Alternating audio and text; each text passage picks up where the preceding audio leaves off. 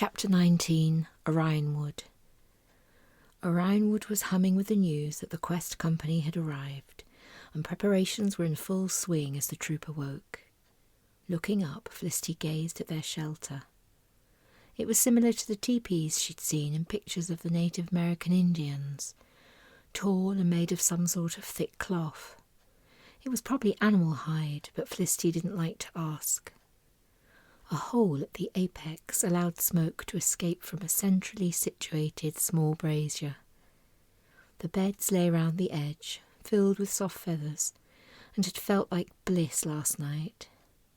Thence above their sleeping heads had let in the sounds of the wild, and someone had laid a fire that smouldered sweetly overnight. It smelt marvellous, thought Felicity, and had ensured them a deep, restorative rest.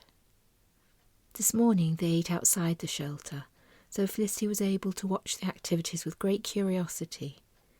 There were mainly Orion bustling about, but scattered amongst them were all the beasts and plants of this exotic world. There were a group of colour changers carrying food and drink, and bringing all their glowing colours of autumn into this green settlement. There were tall trees encircled with fragrance that swayed and murmured, adorning the trees in a multitude of rich pastel petals with their columbine faces. Looking up at them, Felicity could see the fragile fragrance preferred to be raised out of the noise. Toro cantered about, raising dust and making the ground shake. Thankfully, none of them were as massive as George, but even so, they stayed out of the thick of things. Seeing a Torel knock over a group of thorns like skittles who'd ventured into her path, Felicity understood why. There were thorns lined up, subconsciously forming hedges wherever they congregated. Felicity looked for any lupata. She spotted a pack nesting under a tree further off. There were not many sibyllin, and those that were lay silent and still, tongues flicking as they observed matters with a wary eye. There was a pale green one that Felicity guessed might be female. She was smiling at a group of young colour changers who were fighting over the honour of carrying drink to the Quest Company. In a large clearing, a group of tall, elderly greens were forming a tunnel with their long arm branches. Their aerial roots formed dangling long curtains. 3 Orion that clearly carried some sort of authority were walking up and down the tunnel, tweaking and closing the gaps of the sides, whilst talking earnestly to the greens that they were helping. 2 thorns were brushing the ground in the tunnel to make a smooth, clean floor. A large, ginger-haired Orion approached Reuben. He smiled and held out his arms, and they embraced. "Welcome home, my son," said Reuben's father. Running up behind him came a gaggle of 4 small Orion. 2 had Reuben's eyes.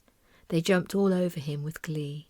"Ouch!" he exclaimed. "Wow, you 4 have certainly grown since I left." He gave each of them a strong hug. "Where's Mother?" he asked his father. "She wanted to prepare you a feast for this evening. She left early to gather the foods." "But let's discuss your progress and your plans," said his father, brushing away the little brothers and sisters. "First, Father, I must introduce you to my friends," said Reuben. Everyone stood up to meet Reuben's father. Before Reuben could begin, however, he saw his mother running across the clearing towards them. She was laughing, and with a happy smile he stepped forwards to meet her. She wrapped her arms around him tightly. Felicity was fascinated by her. She was quite tall, but smaller than Reuben. Her hair was dark and silky like Reuben's, but flecked with grey. Her eyes were huge yellow-amber orbs. She moved with a grace that Felicity envied. She was truly a beautiful creature. Felicity felt shy. Reuben stepped back and took her hand. He pulled her in front of his parents. "Mother, Father, I introduce to you Felicity Isabel Penfold. She's come from a world apart, and is the stranger I was first sent to seek for the quest." The 2 Orion bowed with dignity, and Felicity found herself trying to curtsy. She'd only ever seen people doing it to the Queen, and it wasn't the same when you tried it yourself. She gave up and simply smiled the biggest, politest smile she could muster. "How do you do, Mr. and Mrs. Orion?" she said. Reuben laughed. "Felicity makes names for us all," he said. She finds ours too long. I like them well. So do I, said Reuben's mother with a gentle smile that made Felicity feel welcome immediately. Welcome to Orionwood, said Mr. Orion with a mischievous smile. She liked him. Reuben introduced all the others and pointed to Georges, who lowered his head in acknowledgement from the edge of the settlement. My, what a fine old taureau! I haven't seen one like that since I was a small boy. He is truly of the old ages of our world, Mr. Orion said, awed by Georges. Little Green smiled with delight. Felicity remembered the greens and taureau were enharmonics. Reuben's mother clapped her hands, and the bustling village gradually fell silent and stopped moving.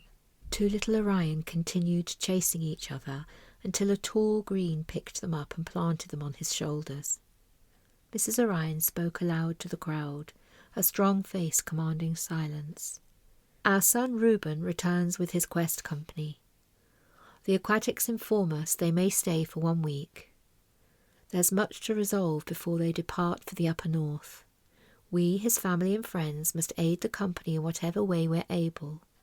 My son was chosen, along with the other quest members that we are honoured to receive, to heal our world. They need our support. There was a murmur of approval from the crowd. Mrs. Orion continued. Today the banyan will commence to decide the fate of the young greeness that travels with them. Please do not bring your own grievances to this banyan. It is solely for the elders of the world to resolve the breaking of one of our laws. As always, however, all are welcome to bring their energies and strength to aid these discussions. There's a village feast this evening to welcome and nourish the weary travellers. Would all who are able please offer their services to the Orion women for instructions?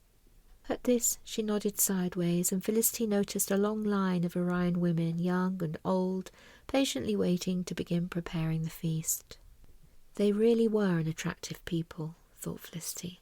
It was only their luxuriant, stripy tails poised behind them that separated the line-up from a beauty contest. She twisted a lock of hair and stuffed it in her mouth. It tasted dusty, and she longed for a bath.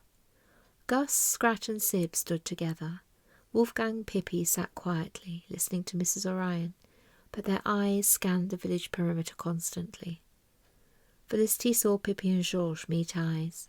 She focused with her growing skill and managed to tune in. No, none have been seen for about a week, Georges was saying. Felicity knew he spoke of the TOXICS and felt herself shudder involuntarily. Reuben took her hand, aware of her anxiety. Mr. Orion's eyes watched, but he said nothing. In silent agreement the whole village bestirred itself. Felicity could still be surprised by the unspoken communication. Here in the West it was so strong. To see them all move instantly like that was quite disconcerting. For a moment she felt a stranger in this peculiar, wise world. She took a big breath and let it slowly out. A warm glow spread through her, and she knew without looking that Little Green had come close. Thanks, her mind whispered as the calming energy flowed through her. You're not a stranger to us, dear Felicity, Little Green echoed back into her mind, and I would love you to show me your lovely world. So as the village fluttered about, the tall plant and the beautiful young woman stood immobile in its centre, sharing their thoughts. Felicity pictured Earth. She thought of its oceans and its forests, of its snow-capped mountains and its icy tundra. She thought of the glorious creatures of so many varieties, and of the plants that held all the secrets of life. What a magnificent place, said Little Green in wonder. But we have many problems, Little Green, said Felicity aloud, lowering her head. Show me, dear Felicity, said Little Green. Felicity made herself think of them. The polluted cities, the poisoned land, the savaged rainforests, the starving people, the diminishing wildlife. Tears poured down her cheeks as the images flooded her mind. Little Green's eyes went dark with pain. To all there is balance, Felicity, she said. Show me more, and we will find it together, perhaps. So Felicity made herself think again. She saw the passion of those who fought to stem the tides of destruction on earth. She saw the love and unquenchable hope of mankind at its best. She saw the creatures running wild that had been saved by the dedication of those who sheltered and rehomed them. She heard the laughter of all the voices that defied the darkness and found the light. Little Green followed her thoughts and images. Hope is light. Light is love, she said. Together they stood, the hope of the old world and the hope of the new, and Felicity allowed Little Green to ease the pain she had carried in her heart for so long. Like an arrow striking her, all became blissfully clear, and for a moment her very essence touched the light. My life has been leading me here for as long as I remember, she thought. Her father had thought her odd, strange. Her mother had known her and loved her for it. Reuben turned around, and their eyes met. He smiled, and watching the corners of his shining eyes crinkle, Felicity knew she'd found her place. Soon, said his voice, deep inside her mind. A shout broke the spell of the moment, and they all turned. The banyan commences! The banyan commences! A chorus of young thorns rustled along, pronouncing the news. They were giving away sticky buds, to Felicity's delight. Her stomach rumbled loudly, and Reuben laughed. You said they were only eaten in the temperate north, said Felicity. There are always exceptions, Reuben replied, and called over the thorns. They took a handful and shared them out with the others. Georges raised his head with interest, and Felicity ran over to him. He took 6. She ran back to the group, concerned they might lose her. Come, said Mr. Orion. Mrs. Orion had long left to begin the feast, and Felicity felt a little guilty going to the banyan. She hoped Mrs. O would understand. The quest company was organised by 2 tall greens who peered down from wizened faces. Little Green was asked to stand in the centre of the tunnel alone. She stood erect and calm. Reuben kept Felicity by his side, and they, Gus, Scrat, Wolfgang, Pippi and Sib, sat on each side of the tunnel close to the centre. The musky scent of the old greens made their noses tingle. Felicity heard the bellows of Georges as he tried to come close. A green placated him, and he was allowed to stand at the entrance, thereby blocking everyone else from entry. The Green and Orion elders debated how to overcome the law that disallowed a young greeness to travel alone. The voices rose and fell as the point went back and forth all day. Disconcertingly, a thread of conversation would suddenly disappear as the participants wove in and out of verbal and mind language. Felicity felt dirty, tired and excluded. It was stuffy, and the droning voices were hypnotizing. She closed her eyes. Instantly, Scrat's clear voice jerked them open as he piped up. But, sirs, the old world has solved the problem if only you could see. Green 7070 and I have matured unexpectedly. We're full grown and need only our enharmonics to reach full maturity. The world has provided us with our answer. No rule is broken if Green 7070 is no longer a child. It's unusual, but not disallowed, for females to travel. There was total silence as all eyes turned to this adolescent thorn. Reuben and Mr. Orion looked at each other. The silence stretched out. Felicity held her breath. Outside, noises of beasts and plants filtered through the shady canopy. Finally, the eldest Green broke the silence. The power of Little Green's phosphorescence has been noted. It is not usual in such a young female. He peered down at the adolescent thorn, his mouth a thin line as he spoke. Our world has been changing for a long time, he said. His voice was like a low rumble of thunder. We have been slow to embrace these changes, but the anger of the TOXICS causes us to listen. If this brave group think they can rise to the task the oceanids have created, then we must rise to the challenges these changing times present. There was a murmur of voices, but all were silent as he spoke again. We the greens hold the knowledge of the world in our stipples. We have sent them since the first green to lay down the knowledge in the roots.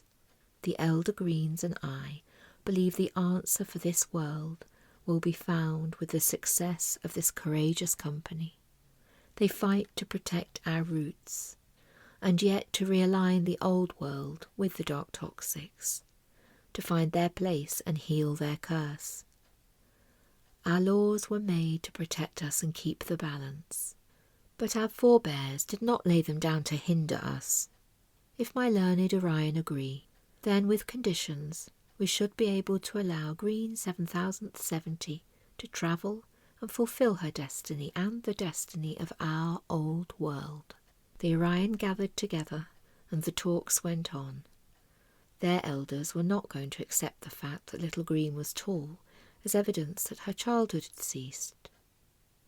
The sun dipped down and shone over Georges' head, bathing one side of the dark tunnel in a deep red glow. Felicity longed to escape. This is worse than end-of-term assembly, she thought. She slumped on her prickly seat. Eventually the elders turned to the banyan attendants, and a tall Orion said, "The young greeness must pass maturity tests, beginning with the new sun tomorrow morning. If she succeeds, her enharmonic will be found. If this is as it should be, it will also have matured early and be ready for the soul bonding." An excited murmuring began as he finished speaking, but he interrupted them. "It has been agreed, however, that the young thorn, in spite of his fast advancement, must wait until the proper time to seek his enharmonic and fully mature. We do not accept his speedy growth as significant. There is knowledge of thorns achieving adolescence far in advance of usual expectations." Felicity looked at Scrat. He looked winded. As the banyan broke up, little Green went to comfort her friend. She soaked him in her light, and at last he raised his head with a sigh. Plants and beasts brushed past as Scrat, little Green, Felicity, Reuben, Gus, Wolfgang, Pippi, and Sib clustered round. No one spoke, but each in turn patted Scrat on his branchy shoulder. Sib raised his legs to their highest position so he could look at Scrat. The old world can be hard. Scrat looked at him and then turned away. The aromas of the evening feast floated in, and the group went in search of Mrs. O's grand repast. Reuben was quiet as he walked by Felicity's side. She realised Orcadia hadn't joined them for the banyan. "No, she prepares for our bonding," Reuben said, reading her thoughts as always. "What about you?" asked Felicity. She cleared her throat and spoke more loudly. "When will you prepare, Reuben? When is it to be?" Reuben stopped walking and turned to face her. He lifted his hand to her cheek, and she turned her face to meet its gentle touch. He didn't need to reply. She knew the answer. It would be tonight.